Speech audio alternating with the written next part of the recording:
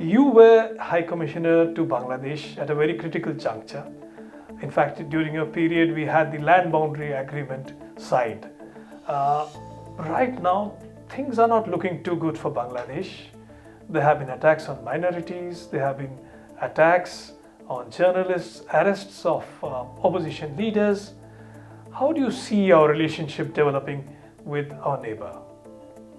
I actually cannot understand why the ties with India should be affected, because what we have seen and what has happened is entirely internal to Bangladesh. It is something which has happened between the people of Bangladesh and their government. How India enters into this equation is inexplicable. So I think the first thing that the Bangladeshis need to do is to resolve their own internal problems, difficulties, and not rope India into their internal problems or externalize their internal difficulties and get India into this equation. We are not part of what happened inside Bangladesh. That is entirely their business. And that includes, yes, there are some things which are unfortunate, but that should not be used by Bangladesh to roll back or to create tensions in the relationship with India. From our point of view, we are obviously concerned over the treatment of minorities in Bangladesh, which we have voiced many times and at many levels. We are ready to engage, as you have pointed out, with the interim administration. Foreign Secretary has gone, he's met everyone. And I think the message he conveyed was that we are ready to move ahead. The ball is in Bangladesh's court. That do you want to move ahead or you do not want to move ahead? And obviously, the relationship has to be based on equal sovereignty, equal respect, mutual interest. These are obvious things, and India has always believed in these principles. So I don't see any difficulty in continuing where we left off with the previous government of Bangladesh. After all, if the bilateral relationship has to be maintained, preserved, and even strengthened, we have a record that we've been able to do it in the past, that we have the political will to do it, and we maintain that political will. Of course, it is unfortunate. Having said all that, it is also unfortunate that there is political instability inside Bangladesh today, of the kind you mentioned, of attacks and political retribution and street justice and mob justice and all that. But in my view, that is a separate issue, and the bilateral relationship with India is a separate issue.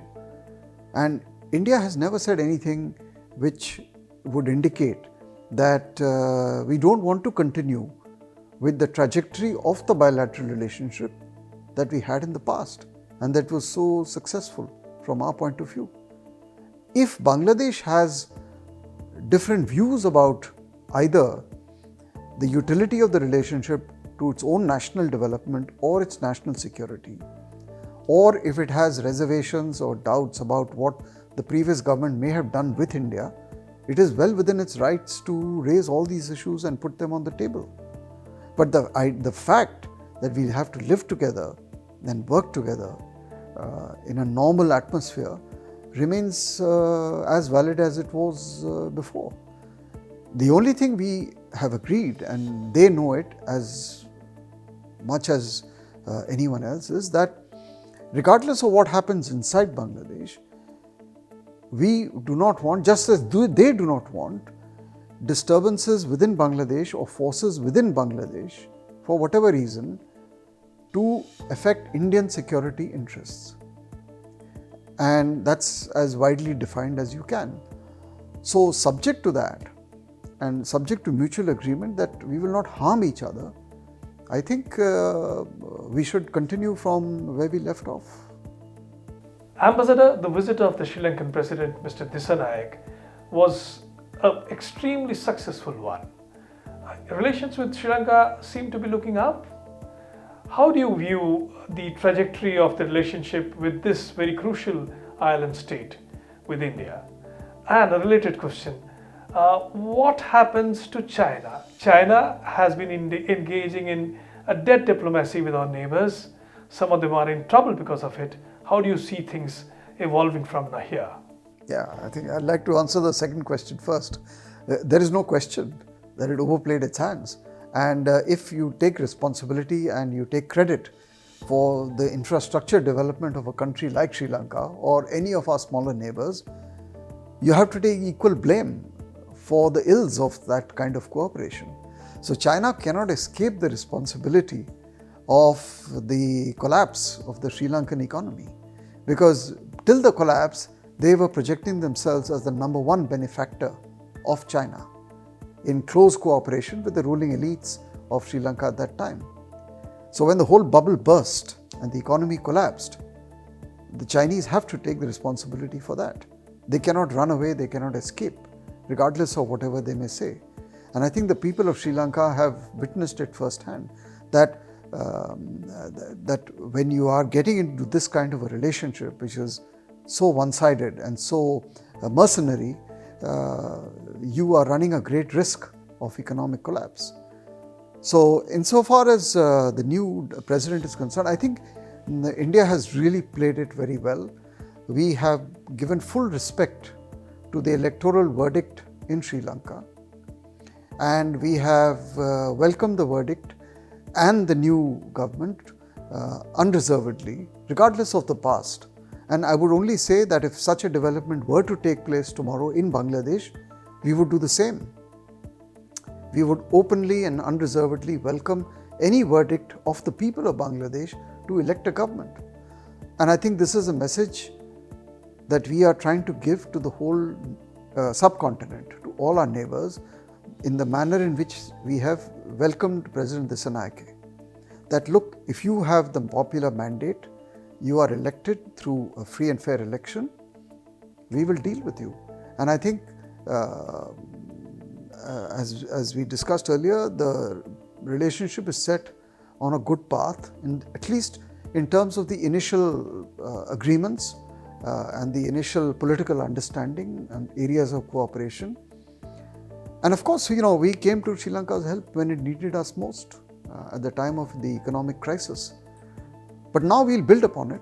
We'll try to put a stable framework for the relationship. The areas of cooperation are well known, they don't change. There are some difficulties in the relationship, which is natural. The question is whether we can deal with them. I think we can, if there is political will and understanding. So I think the Sri Lanka story is a good story for the neighborhood, and in the manner in which India is approaching this new government, which is the way it should be. West Asia has been up in flames, Ambassador Saran. Things have seemed to have worsened with the rebels taking control of Damascus. How do you see this entire situation panning out in the entire West Asian region, and how will it affect the region, Asia at large, and India in particular? Yeah, I think it's just like a domino effect, right? Because it started somewhere in Gaza last year. It went on to Lebanon. It's spread now to other parts of the West Bank and now, of course, to Syria. And already we've had problems in Yemen, in Sudan. So I think that the whole region, something fundamentally is going to change. We've had assassinations in Iran. So all of these countries are getting impacted, and the Israeli interaction with each of its neighbors is getting very, very tense. The Syrian development is obviously the most serious. It is a big blow to Iran. It is a big blow to the Hezbollah. I think Turkey is a net gainer in this whole thing. The Islamists are a net gainer in Syria. And I think for many years, Syria is going to be consumed by its own difficulties internally. So, rise of Islam, Islamist forces, rise in the influence of Turkey, greater uncertainty and threat of terrorism emanating from Syria. How Israel will cope with this new reality is another question. And how the United States will deal with the new dispensation is also to be seen. The other, of course, net loser in all this, apart from Iran, is Russia. So we have a very complicated set of gainers and losers in this whole development. But above all, I think this marks in some ways the end of the secular regimes of the Middle East, which we associated with the 2000s and the 2010s. And I think the whole Middle East or West Asia is moving to the right, moving to more Islamist-based parties. And that is, I think, the new reality of the region. It will also be watched very, very carefully by the traditional conservative Gulf monarchies who feel threatened by the rise of Islamism and political Islam in these countries. So they will also be very watchful, because upheaval and revolution are anathema to these conservative, orthodox, very small sheikdoms. So we will see whether this gives rise to the Al-Qaeda, to ISIS, what role will Turkey play in asserting its ideology. These are some issues which we have to watch. As far as India is concerned, I think right now the only thing we can do is to monitor very carefully. We have to be alert to what it means for the geopolitical power balance between Russia, America, Israel, the Gulf states. Where does Iran stand in all this? And more than before, I think it's important for us to keep channels open with everyone. As far as Syria is concerned, we just have to wait and see how the dust settles. But we should be prepared to deal with a different West Asia, different Middle East. And we also just have to continue to push for an end to the violence in Gaza and the halt and stoppage to the war, so that no further damage is done to our interests, including diaspora and energy.